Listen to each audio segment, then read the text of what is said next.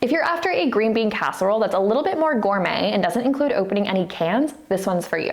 I combine a homemade mushroom base with crisp, fresh green beans and fried onions made from scratch. It's definitely more labor intensive, but it's also super delicious. And if you're new here, I'm Maggie, this is No Frills Kitchen, where I teach you how to cook with confidence with nothing fancy required. There are a few different elements to this recipe, so it's important to get organized and have all your ducks in a row. We'll start with the fried onions. These are simpler than they look. All you need to do is thinly slice an onion. Add it to a mixing bowl and then pour over some buttermilk. Stir to ensure that everything is evenly coated. Meanwhile, whisk together some flour, salt, baking soda, this ensures that the onions are extra crispy, garlic powder, and cayenne pepper. Lift the onions out of the buttermilk and let the excess drip off a little bit, and then add them into the flour mixture. Use some tongs or your hands to make sure that the onions are completely coated in the flour. Now it's time to get frying. Add some oil to a Dutch oven, or my favorite vessel, a 10-inch cast iron skillet. Set it over medium heat and bring it up to 175 C or 350 F. Add the onions. You may need to work in batches so as not to overcrowd the pan,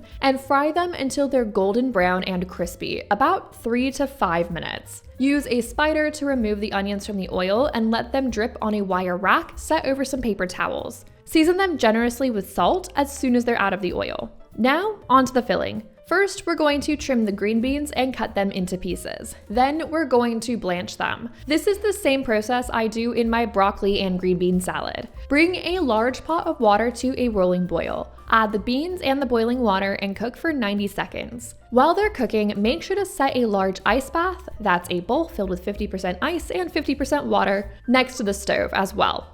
Drain and immediately move them to the ice bath to halt the cooking. Set them aside, and once the ice is melted, you can go ahead and drain the beans from the water. Next, it's time to make the mushroom base. First, we'll prep those ingredients. All you need to do here is thinly slice some mushrooms, then finely dice a shallot and mince a bit of garlic. And that's all the prep. Add a bit of oil and some butter to a pan and set it over medium heat. Once shimmering, add the sliced mushrooms and a generous pinch of salt. Cook the mushrooms until they've released all of their moisture, have reduced in size considerably, and are deeply golden brown. This will take about 10 minutes. I strongly urge you not to cut corners on this step, as it's essential in developing the complex flavors of the finished casserole, and what makes it so much better compared to using canned soup.